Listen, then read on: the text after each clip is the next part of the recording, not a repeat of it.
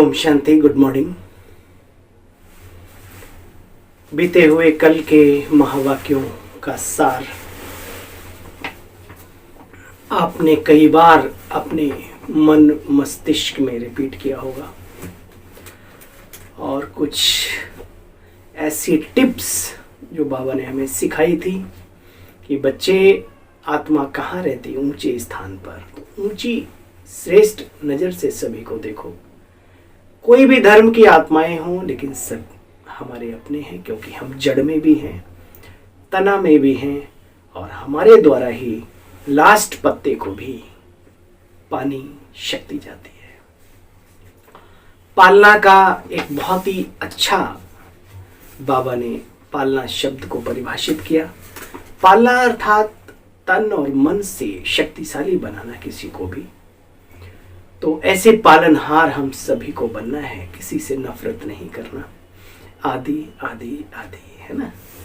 चलें आज साकार बाबा के महावाक्यों का सार। 14 नवंबर 2022। मीठे बच्चे श्रीमत पर चल, स्वच्छ बुद्धि बन, धारणा कर, फिर युक्ति युक्त सेवा करनी है। अहंकार में नहीं आना, शुद्ध घमंड में जरूर रहना है। मौलाई मस्ती, नारायणी नशा जिसको कहते हैं। एक और प्रश्न है, प्रश्न के रूप में बाबा ने कहा, किस बात के कारण बाप को इतनी बड़ी नॉलेज देनी पड़ती है। हेडलाइन में बाबा ने क्या बोला, मीठे बच्चे श्रीमत पर चल, स्वच्छ बुद्धि शुद्ध बन, धारणा कर, फिर युक्ति युक्त सेवा करनी है। अहंकार में नहीं आना, शुद्ध घमंड में रहना है। प्रश्न के रूप में बाबा पूछ रहे हैं, किस एक बात के कारण बाप को इतनी बड़ी नॉलेज देनी पड़ती है। तो बाबा ने कहा, गीता के रचयिता निराकार परमपिता परमात्मा को सिद्ध करने के लिए बाप तुम्हें इतनी बड़ी नॉलेज देते हैं। सबसे बड़ी भूल यही है कि जो गीता में पतित पावन बाप की जगह श्री कृष्ण का नाम डाला। इसी बात को सिद्ध करना है बच्चे, इसके लिए भिन्न भिन्न युक्तियां रचनी हैं। बाप की महिमा और श्री कृष्ण जो देवता हैं, प्रथम पुरुष इस तरह के, उनकी महिमा अलग अलग करके बतानी है, जो वाकई में है। दुनिया अनभिज्ञ है इन बातों से। हमारे ही बहन भाई हैं जो सत्य से बहुत दूर हैं, उनको अवगत कराना है, सत्य पथ पे लाना है उन्हें। बाबा कहते हैं उनके लिए युक्तियां रचो, तरीके अपनाओ, उनकी ही बातों को लेकर के उनको कैसे समझाया जाए, इसके लिए मनन चिंतन करें। गीत, मरना तेरी गली में और जीना भी तेरी गली में। ये जिस गली में आ गए, ये गली बहुत अच्छी है। गली गली हवा चली, ज्ञान की चली। ओम शांति। बच्चों ने गीत सुना, कहते आए हैं तेरे दर पर जीते जी मरने के लिए आए हैं। किसके दर पर? ये दर किसका है? किसका दरबार है? हमारे वर का हमारा दर है ना।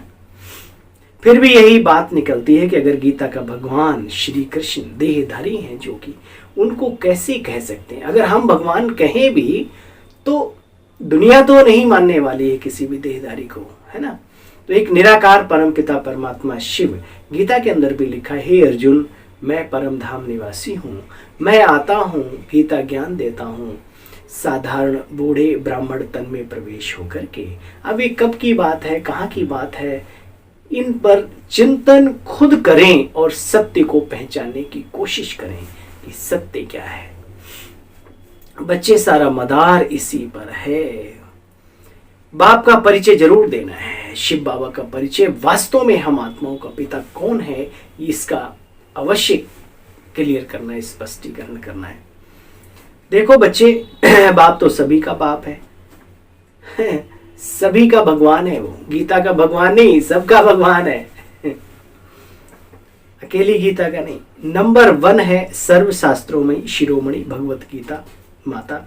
अब गीता माता को किसने जन्म दिया, किनके द्वारा, किसके मुखारविंद से ये गीता ज्ञान निकला, किसका ज्ञान है ये। बाबा कहते चिंतन करो।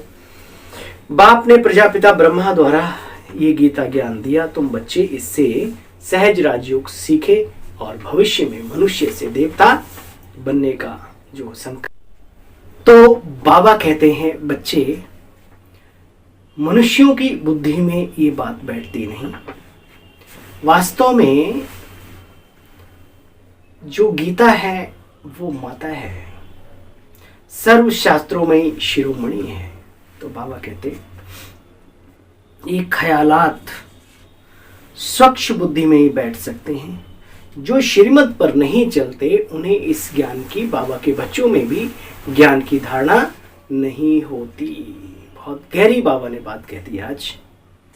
मुख्य बात है कि वास्तव में भगवान कौन है, जिसे सभी अपना भगवान माने, वो ऐसी कौन सी सत्ता है। देखो बच्चे, इस ज्ञान को प्रचार करने के लिए, लोगों को तक पहुंचाने के लिए बाबा अपने बच्चों के लिए कह रहे हैं, बच्चे बड़े अच्छे चाहिए। ऐसे भी बहुत हैं जो अपने को ज्ञानी समझते हैं, परंतु हैं कुछ भी नहीं। एक बड़ी अच्छी कहावत है, चूहे को हल्दी की गांठ मिली और वो पंसारी बन बैठा।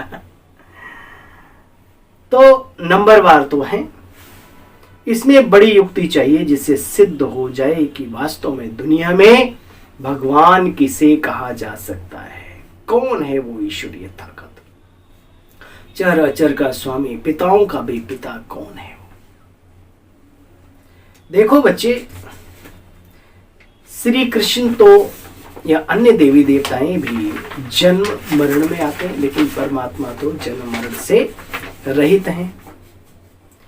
बाबा कहते हैं मैं इस बूढ़े ब्रह्मा तन में आकर के ये राजयोग सिखाता हूं, जिसको गीता ज्ञान भी कहा जाता है। अभी तुम बच्चों में यथार्थ वो नशा चढ़ा नहीं, सत्य का भी एक नशा होता है, बाबा कहते हैं वो भी चढ़ा नहीं। जानते हो, ये राधे और कृष्ण वास्तव में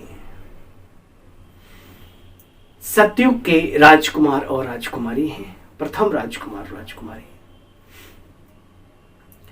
ज्ञान देने वाला इनको दूसरा चाहिए, इनका जीवन इतना ऊंचा किसने बनाया वो दूसरा चाहिए।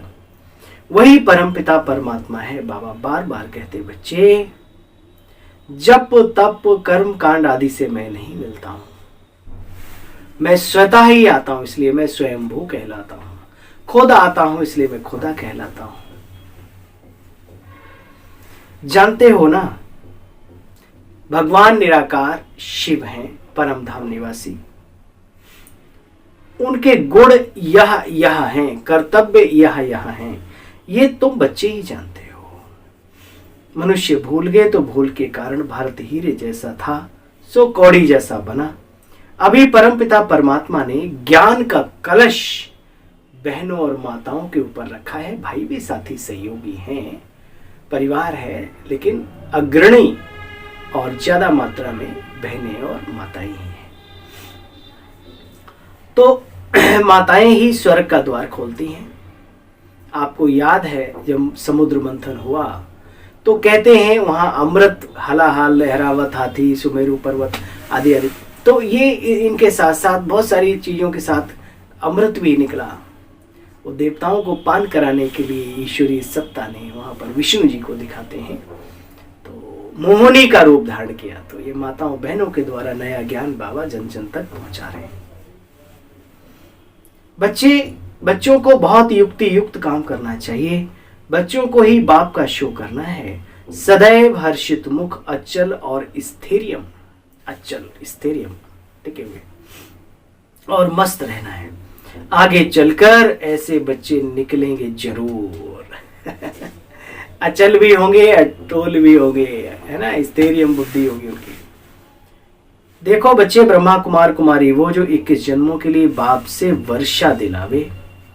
कुमारियों की बच्चे बड़ी महिमा है, नहीं है? देवियों के देखो कैसे, घंटे वाली देवी, दुर्गा देवी, काली देवी, है ना, ज्वाला देवी, कलकत्ते वाली देवी। अच्छा, मीठे मीठे सिकील दे बच्चों प्रति, माता पिता बाप दादा का याद प्यार और गुड मॉर्निंग। रूहानी बाप के रूहानी बच्चों को नमस्ते। हम सब रूहानी बच्चों की रूहानी बाबा आपको भी नमस्ते नमस्ते नमस्ते। तो सार में क्या सुना, आज बाबा क्लियर कर रहे थे गीता का भगवान कौन है। वास्तव में भगवान कौन है और ये ज्ञान किन की बुद्धि में बैठ सकता है, किन की बुद्धि में नहीं बैठ सकता है। जो शुद्ध बुद्धि है उनके ज्ञान, उनकी बुद्धि में धारणा होगी। जो धारणा मूर्त नहीं है उनकी बुद्धि में ख्यालात चलेंगे नहीं। और भी बाबा ने कई बातें बताई। बाबा कहते हैं हर काम बहुत युक्ति युक्त करना है, हर्षित मुख अचल स्थिर और ज्ञान की मस्ती में रह करके बाप का शो करना है। बाबा ने चल निकलेंगे आगे रहते, बहुत निकलेंगे, वो आधार सेवा करेंगे बाबा की। ज्ञान की नई निराली बातें सभी के सामने सिद्ध करनी है। वरदानी बाबा का वरदान हम सब वरदानी मूर्त बच्चों के लिए। शांति की शक्ति द्वारा याद रखना आज का वरदान, शांति की शक्ति द्वारा असंभव को संभव करने वाले योगी तू आत्मा भव। विश्लेषण है इसका। बाप दादा कहते बच्चे शांति की शक्ति सर्वश्रेष्ठ शक्ति है और सभी शक्तियां इसी एक शक्ति से निकली हैं। सुना? और सभी शक्तियां इस शक्ति से ही निकली हैं। वंडर है, ये है शांति की शक्ति। इसलिए ज्यादा से ज्यादा शांत स्वरूप स्थिति में रहने का अभ्यास करें। मुख का और मन का, दोनों के मन का, मौन का बैलेंस जरूर रखें। शांति की शक्ति द्वारा असंभव को भी संभव कर सकते हो, जिसे दुनिया वाले असंभव कहते हैं और आप योगी तो आत्मा बच्चों के लिए सहज भी है और हर कार्य संभव भी है। वे कहते हैं परमात्मा हजारों सूर्यों से तेजों में है, लेकिन आप अपने अनुभव से कहते हो कि हमने तो उसे पा लिया, पाना था सो पा लिया। शांति की शक्ति से स्नेह में समा गए। आज का विशेष स्लोगन है, निमित्त बन निर्माण का कार्य करने वाले ही सच्चे सेवाधारी हैं। निमित्त बन निर्माण का कार्य करने वाले ही सच्चे सच्चे सेवाधारी हैं। अच्छा भाई, आप सभी बाबा के रूहानी रत्नों को अपने इस सेवा साथी भाई की दिल की दुआओं के साथ याद, प्यार, गुड मॉर्निंग और नमस्ते। आप सभी सदा खुश रहें, आनंदित रहें, जिंदगी में रहें सदा हंसते हंसते। पुनः आप सभी को एक बार नमस्ते।